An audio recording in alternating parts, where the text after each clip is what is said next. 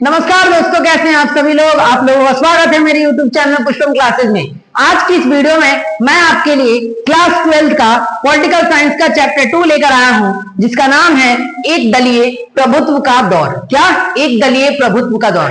क्या आपको मालूम है कि आजादी के बाद भारत में लगातार 20 सालों तक एक ही पार्टी राज करती रही? ऐसा क्यों और कैसे हुआ, ये सारी चीजें हम लोग इस चैप्टर में पढ़ेंगे। डेमोक्रेसी में कंपटीशन होता है, लेकिन लगातार 20 सालों तक एक ही पार्टी राज कैसे करती रही? अगर आपने एक दलीय प्रभुत्व के चैप्टर से 5 पॉइंट्स को अच्छे से समझ लिया तो एग्जाम में आपके 5 नंबर पक्के हैं, ये मैं आपको 100% गारंटी देता हूं। तो आओ अब हम इस चैप्टर को क्या करते हैं, स्टार्ट करते हैं। देखो, सबसे पहले जो मैं आपको बोलता हूं कि चैप्टर का नाम क्लियर करेंगे, चैप्टर का नाम क्लियर करेंगे। उससे पहले मैं आपको बता दूं कि चैप्टर में हमें पढ़ना क्या क्या है। भारत में लोकतंत्र के निर्माण की चुनौतियां। भारत में लोकतंत्र का निर्माण किस प्रकार से हुआ, लोकतंत्र क्या होता है, ये मैं पहले भी समझा चुका हूं, लेकिन इस वीडियो को मैं आपको अच्छे से समझाऊंगा। ठीक है, अब देखो, चुनाव आयोग क्लास 11 में आपने चुनाव के ऊपर एक स्पेशल चैप्टर पढ़ा था, यहां लेकिन चुनाव आयोग की बात की गई है, मैं आपको बताते हुए चलूंगा। उसके बाद देखो, चुनाव है, आलोचकों की प्रतिक्रिया। उसके बाद प्रथम 3 आम चुनाव के बारे में हम लोग पढ़ेंगे कि जब चुनाव आयोग का गठन हो गया तो किस प्रकार से प्रथम 3 आम चुनाव हुए। फिर हम लोग कांग्रेस पार्टी के बारे में पढ़ेंगे, कांग्रेस पार्टी की स्थापना किस प्रकार से हुआ और वो लगातार जीतती क्यों रही। पहले आम चुनाव में विपक्ष की क्या भूमिका रही, विपक्ष की भूमिका, प्रमुख विपक्षी पार्टियां कौन कौन सी थी, socialist party, communist party of India, स्वतंत्र पार्टी, भारतीय जनसंघ पार्टी। इस चैप्टर में हम इन 4 पार्टियों के बारे में एकदम डिटेल में पढ़ेंगे। ठीक है, आओ शुरू करें। अब देखो बच्चों, शुरू करने के लिए सबसे पहले मैं आपको नाम क्लियर कर दूं, एक दल के प्रभुत्व का दौर। क्या? एक दल के प्रभुत्व का दौर। अब देखो, एक दल के प्रभुत्व का दौर, एक दल यानी वन पार्टी सिस्टम। क्या? One party system. One party का क्या रहता है, डोमिनेंस। वन पार्टी का क्या रहता है, डोमिनेंस रहता है, यानी प्रभुत्व रहता है। अब देखो बाबू, डोमिनेंस यानी प्रभुत्व, हम यहाँ पे 2 चीजें होती हैं, एक होता है एक दलीय शासन। क्या होता है? एक दलीय शासन, और एक होता है एक दलीय प्रभुत्व। क्या? एक दलीय प्रभुत्व या एक दल का प्रभुत्व, एक दल का प्रभुत्व, जो कि हमारा चैप्टर भी नाम है। एक दलीय शासन का मतलब है जहां पर किसी देश में सिर्फ एक ही पार्टी हो। क्या हो? वन पार्टी, सिर्फ एक ही पार्टी हो। जैसे कि आपकी चाइना, क्या चाइना हो गया, मैक्सिको हो गया, ठीक है, ये सारे जो है वहां पे क्या है, वन पार्टी सिस्टम है, जहां पर एक ही पार्टी है। चाइना में क्या है, कम्युनिस्ट पार्टी का है, CPI, sorry communist party of China. ठीक है, कम्युनिस्ट पार्टी का क्या है, वहां पर शासन चलता है। तो वो एक दलीय शासन व्यवस्था है जहां पर लोगों के पास ऑप्शन नहीं होते हैं, वो क्या होता है, एक दलीय शासन व्यवस्था। अब देखो, एक दल के प्रभुत्व का दौर मतलब है कि यहाँ पर कंपटीशन तो होता है। क्या होता है? कंपटीशन तो होता है, यानी बहुत सारी पार्टियां होती है, बहुत सारी क्या होती हैं, पार्टियां होती हैं, कंपटीशन होता है, लेकिन उसमें से एक ही पार्टी लगातार जीतती रहती है, वो होता है एक दल का प्रभुत्व का दौर, जो कि हम लोग भारत में पढ़ने वाले हैं कि भारत की आजादी किस तरीके से हुई, संविधान निर्माण किस तरीके से हुआ, चुनाव आयोग का गठन किस तरीके से हुआ। तो अब देखो, मैं आपको थोड़ा बहुत समझा दूं, पहले की क्लासेस में हम ऑलरेडी पढ़ चुके हैं इसके बारे में। तो देखो, भारत को आजादी जो मिलती है वो 15 अगस्त, सॉरी, भारत को जो आजादी मिलती है 14-15 अगस्त की मध्य रात्रि को मिलती है। क्या? 14-15 अगस्त की मध्य रात्रि को भारत को आजादी मिलती है। कब? 14-15 अगस्त की मध्य रात्रि को भारत को आजादी मिलती है, साल 1947। क्या? 1947। इससे पहले ही हमारे संविधान सभा का गठन हो गया था। क्या? संविधान सभा का गठन हो गया था, संविधान सभा का गठन हो गया था। संविधान सभा का गठन में पहली बैठक जो हुई आपकी, पहली बैठक, क्या? पहली बैठक कब हुई? तो 9 दिसंबर 1946 को संविधान सभा की पहली बैठक होती है। कब? 9 दिसंबर 1946। दूसरी जो बैठक की बात करूं, दूसरी बैठक ये होती है आपकी 13 दिसंबर 1946। कब? 13 दिसंबर 1946, जिसमें उद्देश्य प्रस्ताव पारित किया जाता है। जवाहरलाल नेहरू द्वारा उद्देश्य प्रस्ताव पारित किया जाता है। उद्देश्य प्रस्ताव यानी संविधान की उद्देशिका, हम भारत के लोग, भारत को एक स्वतंत्र जो पूरा है लिखा हुआ, ठीक है, ये उद्देशिका है। अब देखो जो तीसरी बैठक की बात करूं तो ये लगातार चलती रही, ये लगातार चलती रही। जो संविधान बनकर हमारा तैयार हो गया था, कंप्लीटली बनकर तैयार हो गया था। तैयार कब था हमारा संविधान? तो तैयार हुआ था हमारा संविधान 26 नवंबर, ठीक, क्या 26 नवंबर 1949 को हमारा संविधान बनकर तैयार हो गया। लेकिन लागू कब हुआ था? लागू कब हुआ? 26 जनवरी। लागू कब हुआ? 26 जनवरी 1950 को हमने संविधान लागू किया। इसी को हम लोग क्या करते हैं? गणतंत्र दिवस के रूप में मनाते हैं। क्या? गणतंत्र दिवस के रूप में मनाते हैं। अब देखो हमारा संविधान बनने में जो समय की लगा, समय की अगर मैं बात करूं, समय, ठीक है, तो समय कितना लगा? तो 2 वर्ष, ठीक है, 2 वर्ष 11 माह 18 दिन, 2 वर्ष 11 महीने 18 दिन लगा हमारे कॉन्स्टिट्यूशन को पूरी तरीके से बनने में। अब देखो हमने आपको संविधान के बारे में पढ़ा है, ठीक है। लोकतंत्र क्या होता है? जहां लोगों का शासन चलता है। लोकतंत्र क्या होता है? जहां पे लोगों का शासन होता है। अब देखो हमारा टॉपिक है भारत में लोकतंत्र के निर्माण की चुनौतियां। तो हमने पहला चैप्टर जो पढ़ा था उसमें यही पढ़ा था कि भारत को आजादी के बाद कौन कौन सी ऐसी 3 प्रमुख चुनौतियां थी जिनको झेलना पड़ा। सबसे पहले एकता के सूत्र में बांधना, फिर लोकतांत्रिक शासन व्यवस्था कायम करना, उसके बाद जो आपका था समानता के साथ आर्थिक विकास। ये 3 ऐसी मुख्य समस्याएं थी जिसको भारत ने झेला। अब देखो हमारा जो दूसरा टॉपिक है वो चुनाव आयोग के बारे में। क्या है? चुनाव आयोग के बारे में या फिर चुनाव के बारे में है। तो अब देखो बच्चों, हमने अभी तक क्या पढ़ा? लोकतंत्र पढ़ा, संविधान सभा पढ़ा, संविधान का निर्माण किस तरीके से हुआ, कैसे लागू हुआ, कब लागू हुआ, ये सारी चीजें अब हमने पढ़ा। अब जो हमें पढ़ना है वो है चुनाव। चुनाव का मतलब है कि अपने एक नेता को चुनना। क्या? अपने नेता को चुनना, नेता को चुनना, ठीक है, जो आपका क्या करेगा? प्रतिनिधित्व, जो आपका क्या करेगा? प्रतिनिधित्व करता है। चुनाव का मतलब किसी एक को ऐसी रिस्पॉन्सिबिलिटी देना जो सभी गुट का या सभी लोगों का क्या करे? ख्याल रखे, सभी लोगों की प्रॉब्लम्स को सॉल्व करे, वो नेता होता है, ठीक है। तो उसी नेता को चुनना ही की प्रक्रिया क्या कहलाती है? चुनाव कहलाती है। अब देखो चुनाव आयोग, चुनाव आयोग का गठन क्या होता है बाबू? चुनाव आयोग का गठन की जब मैं बात करूं तो ये चीज मैं क्लास 11 में आपको पहले भी पढ़ा चुका हूं, लेकिन दोबारा मैं बता रहा हूं कि चुनाव आयोग के गठन जो होता है वो 1950 में कर दिया जाता है। कब कर दिया जाता है? 1950 में कर दिया जाता है। लेकिन इसकी जो पहली बैठक, जो पहला मतलब आम चुनाव होता है, पहला आम चुनाव, क्या? प्रथम आम चुनाव, प्रथम आम चुनाव, जो प्रथम आम चुनाव है वो आपका वो क्या होता है? प्रथम आम चुनाव होता है 1951 से लेकर के 1952 तक में चलता है। क्या है? 1951 से लेकर के 1952 तक में चलता है। अब ये जो 1951 से लेकर के 1952 तक चलता है तो इसमें क्या होता है? कई ऐसे जो न्यूज़पेपर्स वाले होते हैं, ठीक, वो क्या छापते हैं कि ये इस जो पहला आम चुनाव है इसको हमें सब इतिहास की सबसे बड़ा, इतिहास का सबसे बड़ा जुआ कहा गया। क्या कहा गया? इतिहास का सबसे बड़ा जुआ। जुआ समझते हो? जो एक ऐसा खेल है जुआ जिस पर हम सभी चीजें दांव पर लगा देते हैं, या तो हारेंगे या तो जीतेंगे, है ना। उसी तरीके से जो कई ऐसे पत्रकारिता थी जिन्होंने इस बात को कहा कि जो पहला आम चुनाव था भारत में वो एक जुआ है। क्या है? जुआ, जहां पर सभी चीजें हम दांव पर लगा रहे हैं और हम या तो हार सकते हैं या तो जीत सकते हैं। क्योंकि हमारे पास प्रथम आम चुनाव में एक तो हम आजाद हुए तो हमारे पास शरणार्थी की समस्या बहुत ज्यादा थी। क्या थी? शरणार्थी की समस्या हमारे पास बहुत ज्यादा थी। शिक्षित लोग नहीं थे, अशिक्षा का देखना पड़ता था हमें, ठीक है।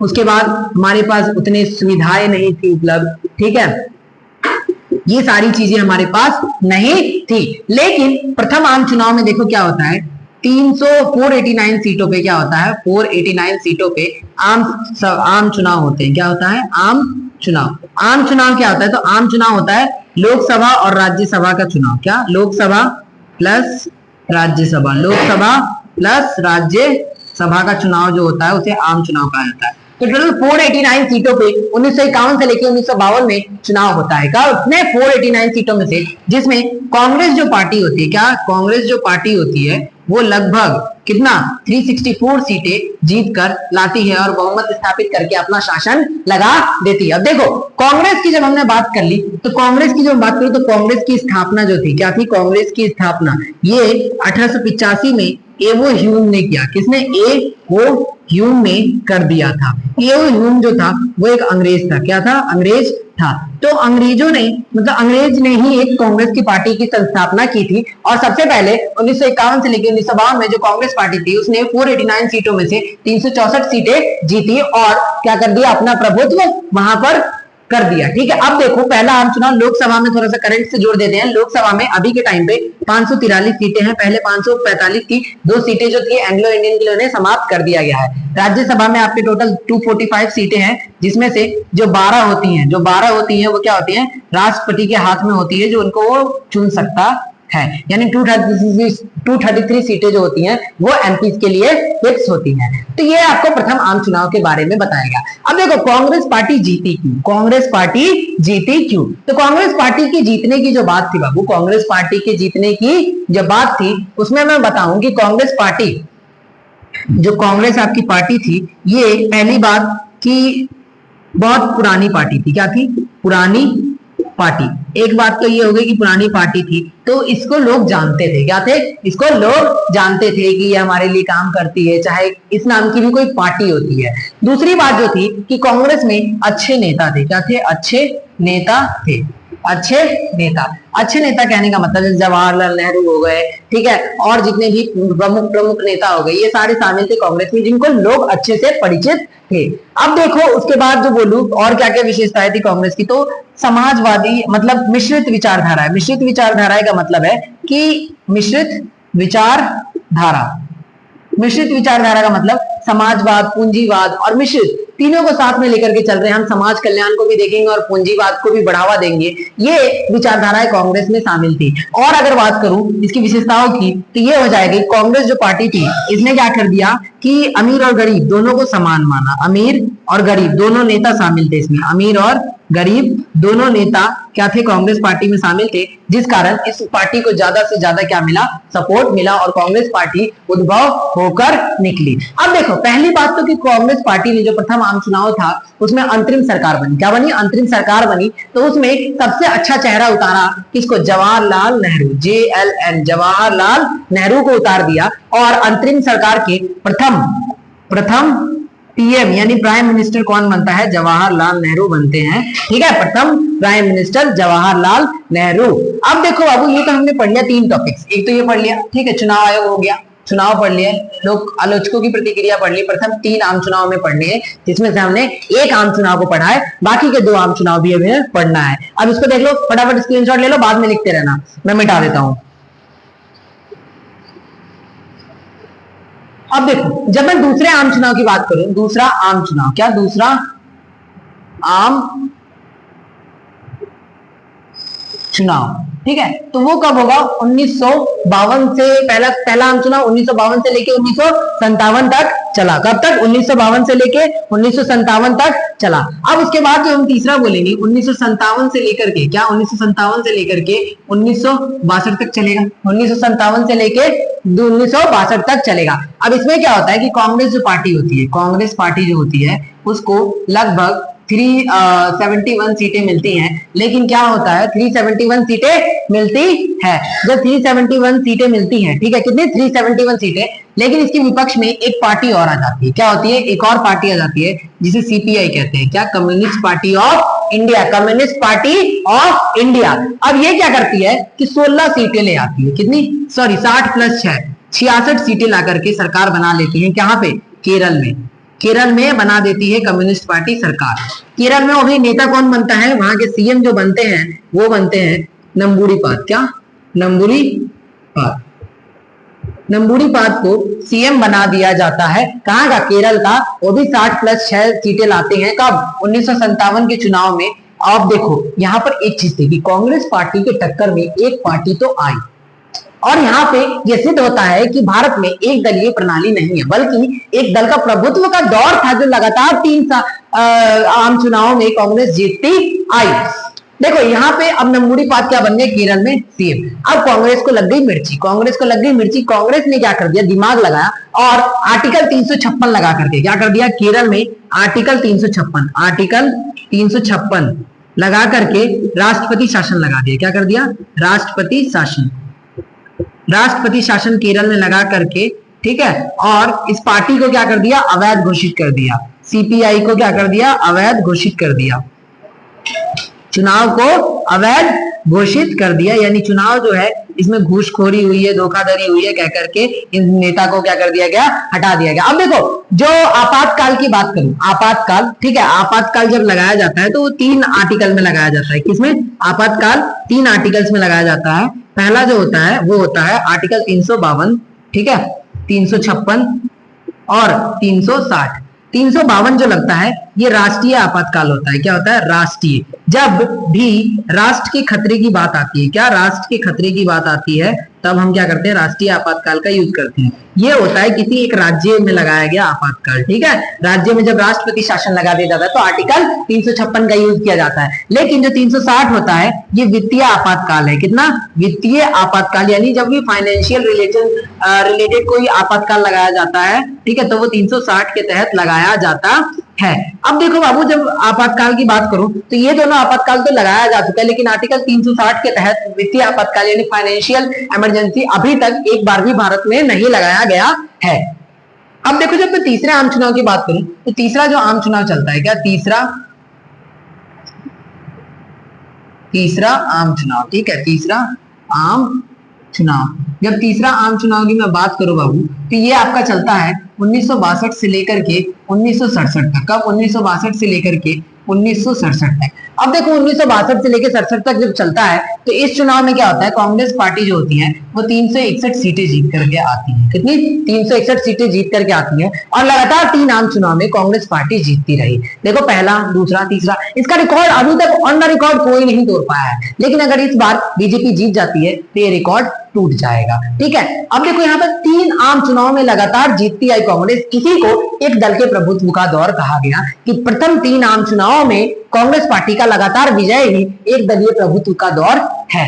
अब देखो आपसे पेपर में क्वेश्चन क्या पूछेगा, एक दल के प्रभुत्व के दौर से आप क्या समझते हैं, एक दल के प्रभुत्व और एक दलीय शासन व्यवस्था में अंतर क्या है। तो मैंने आपको ये सारी चीजें पढ़ा दी, अब तो आप लिख सकते हो, है ना। तो बोर्ड एग्जाम में आने वाले सारे क्वेश्चंस और टॉपिक्स को हम लोग यहाँ पे डिटेल में एक्सप्लेन कराते हैं।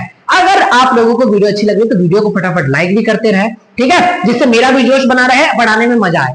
अब देखो इतना तो हमने पढ़ लिया, 3 आम चुनाव तक हमने पढ़ लिया, कांग्रेस पार्टी के जीत के कारण भी पढ़ लिए, प्रथम आम चुनाव पढ़ लिए और पहले आम चुनाव में पक्ष की भूमिका जो हमने देख ली, सीपीआई वाली पार्टी थी, ये सारी चीजें हमने पढ़ी। अब देखो प्रमुख विपक्षी पार्टियों के बारे में पढ़ना है। विपक्षी पार्टियां यानी ऐसी पार्टियां जो कांग्रेस थी उसको टक्कर दे रही थी या उसका उदय की बात हम लोग करेंगे। तो सोशलिस्ट पार्टी की जब मैं बात करूं, कब, सोशलिस्ट पार्टी, इसका जो विकास होता है वो लगभग 1920 के दशक में देखा जाता है। कब, 1920 के दशक में देखा जाता है और 1934 में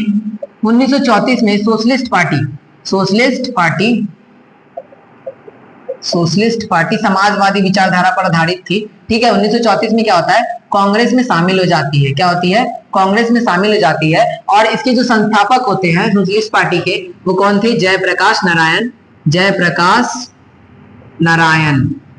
ठीक है, जयप्रकाश नारायण और राम मनोहर लोहिया। क्या, जयप्रकाश नारायण और राम मनोहर लोहिया, ये 2 ऐसे शख्स थे जिनका नाम आता है सोशलिस्ट पार्टी के संस्थापना में, यानी फाउंडर के नाम में, ठीक है। अब देखो कांग्रेस से 1934 में शामिल हो जाती है और 1948 में कांग्रेस से क्या हो जाता है, अलग भी हो जाती है, विभाजित, ठीक, शामिल और विभाजित दोनों हो जाती है। जब दूसरी पार्टी की बात करूं, कम्युनिस्ट पार्टी ऑफ इंडिया की, तो इसकी जो स्थापना होती है वो लगभग 1934 में देखा जाता है, लगभग 1934 में देखा जाता है और 1957 में इसकी पहली सरकार बनती है सीपीआई की। कहां, केरल में बनती है, जो कि नुम्बरी पात, ठीक है, नुम्बरी पात। अब इसके जो संस्थापक की अगर मैं बात बोलूं तो एस जोशी को माना जाता है, पीसी जोशी, हाँ, इसके संस्थापक जो थे वो पीसी जोशी को माना जाता है। किसको, पीसी जोशी या फिर नंबूरी पाद कह लो, कोई दिक्कत नहीं है, उनका भी नाम आता है इसमें, तो लिख कर आओगे तो गलत नहीं होगा। अब देखो उसके बाद क्या है, स्वतंत्र पार्टी। स्वतंत्र पार्टी की जब मैं बात करूं तो इसकी स्थापना 1959 में हो जाती है। क्या होता है, 1959 में स्वतंत्र पार्टी की स्थापना हो जाती है, स्वतंत्र पार्टी। इसके जो संस्थापक थे वो कौन थे, संस्थापक सी राजगोपालचारी। क्या, सी राजगोपालचारी, सी राजगोपालचारी। ये ऐसे व्यक्ति हैं जो गणतंत्र भारत के प्रथम गवर्नर जनरल भी थे। गणतंत्र भारत के प्रथम, ठीक है, गवर्नर जनरल। कई जगह पे अंतिम भी लिखा होगा, ठीक है। देखो अंग्रेजों का तो सभी तक चलते आ रहे हैं, अंग्रेजों का चलते आ रहे हैं, ठीक है।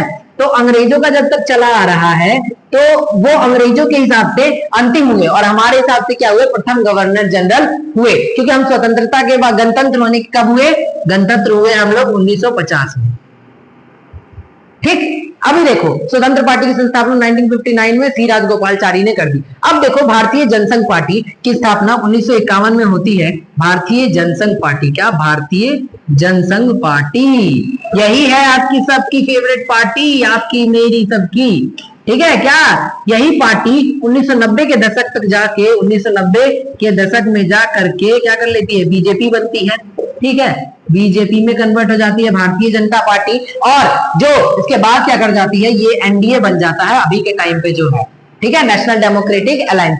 अब देखो इसके बाद क्या होता है, इसके प्रमुख जो नेता माने जाते हैं वो संस्थापक में श्यामा प्रसाद मुखर्जी आते हैं। कौन आता है, श्यामा प्रसाद मुखर्जी, श्यामा प्रसाद मुखर्जी आते हैं, ठीक है। और उसके बाद श्यामा प्रसाद मुखर्जी हो गए, ठीक है। और ये जो प्रमुख नेता थे इन्होंने क्या कर दिया था, भारतीय जनसंघ की स्थापना कर दी। तो जैसे सबसे पहले 1990 के दशक में बीजेपी बनी, ठीक है, बीजेपी से क्या बन गया, एनडीए बन गया। तो ये चैप्टर बच्चों हमारा होता है अब खत्म। क्या होता है, ये चैप्टर होता है हमारा खत्म। आज हमने एक और चैप्टर पॉलिटिकल साइंस के मैराथन में खत्म कर दिया। अब देखो बच्चों हमारा लगभग 3-4 चैप्टर हो चुका है।